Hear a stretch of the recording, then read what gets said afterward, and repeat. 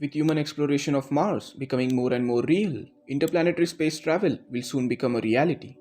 However, we still have some really important problems to solve to safely explore our cosmic neighborhood.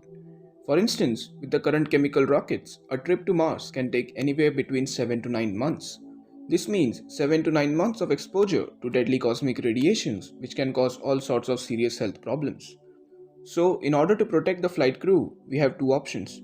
First, to have a lot of radiation shielding, which is very heavy, and the longer the mission, the more shielding is required. Or the second option, just go faster. The current chemical rocket engines provide thrust for a very small time, and then the spacecraft just coasts towards the target object. But what if we had more efficient engines which can burn for longer duration? Enter nuclear thermal propulsion. Nuclear thermal propulsion, or NTP, is not a new technology. The research in the field started as early as 1955. During the 1960s, NASA and the Atomic Energy Commission, today's Department of Energy, started studying the technology as a part of the Nuclear Engine for Rocket Vehicle Application program, also called Project NERVA. This was pioneered by legendary Wernher von Braun, who planned for human missions to Mars in 1980s. Well, this didn't happen and the project was cancelled in 1973 due to regulations and concern over nuclear energy. Even though we didn't get nuclear rockets, during the course of the project, scientists tested a dozen nuclear reactors of different sizes and power outputs.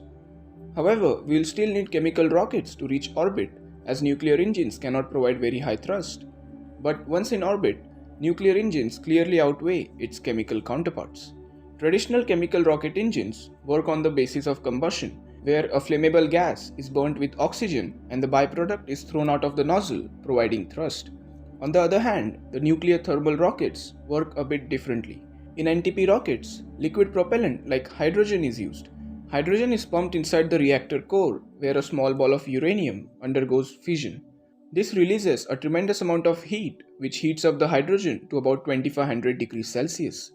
This hot gas is then thrown out of the nozzle at very high speeds, providing thrust. This method provides very high fuel efficiency as compared to chemical rockets. Specific impulse, or ISP, measures the amount of thrust that the engine provides for a specific amount of propellant. In other words, the more the ISP, the more efficient the engine is.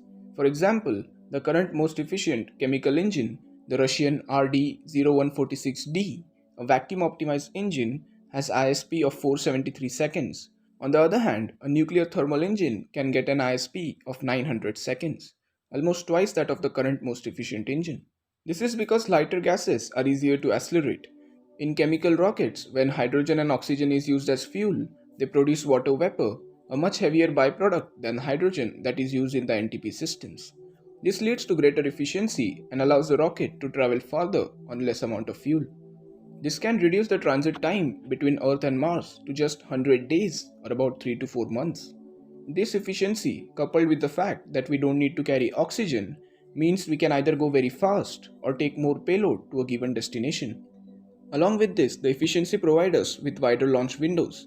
Earth to Mars transfer window occur every 26 months, but the nuclear rocket can also take a less efficient trajectory. This means that while on Mars, if there is a mission abort, the crew can come back without having to wait for the transfer window. Along with this, the onboard nuclear reactor can act as a power source when not being used for propulsion.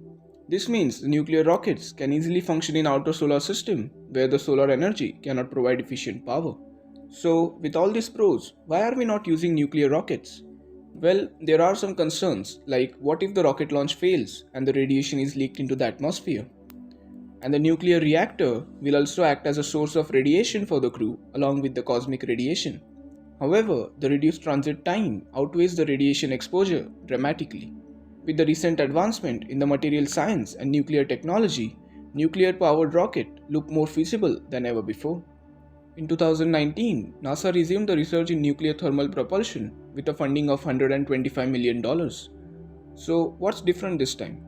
During the early research in 1960s and 70s, engineers used high enriched uranium in the engine's reactor core. But now, with more than 50 years of advancement, engineers think they can make it work with low enriched uranium. So, what's the difference between high enriched and low enriched uranium? The high enriched uranium has about 90% concentration of uranium 235 isotope and is used in, the nuclear bombs. On the other hand, the low enriched uranium has about 3 to 4% uranium 235 isotope and is used in nuclear power plants. The low enriched uranium would be safer to work with and would allow more rocket facilities to run tests. It would also be easier to capture the radioactive particles in the exhaust and properly dispose them after testing. This would bring down the overall cost of working with the technology. So, yeah, the modern nuclear rockets are going to be safer and more cost efficient. The second nuclear based rocket system is called nuclear electric propulsion. No nuclear electric system has been built yet, but the idea is to use high power fission reactors to generate electricity that would then power an electric propulsion system like Hall thrusters or ion drives.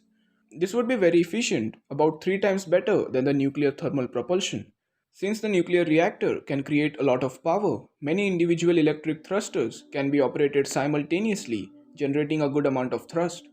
Nuclear electric systems would be the best choice for extremely long range missions because, first, they don't require solar energy, have very high efficiency, and can give relatively high thrust. But while nuclear rockets are extremely promising, there are a lot of technical problems that are yet to be solved to put them into use. With the efficiency and the potential to unlock the whole solar system, nuclear propulsion is surely the future of space exploration. Just imagine the kinds of interplanetary missions that might be on the table with this technology. With Mars missions just around the corner, we might see nuclear rockets in action in the coming years. Do let me know your views on this topic in the comments. If you want to know more about this, I have provided the links to the sources in the description. Do check them out.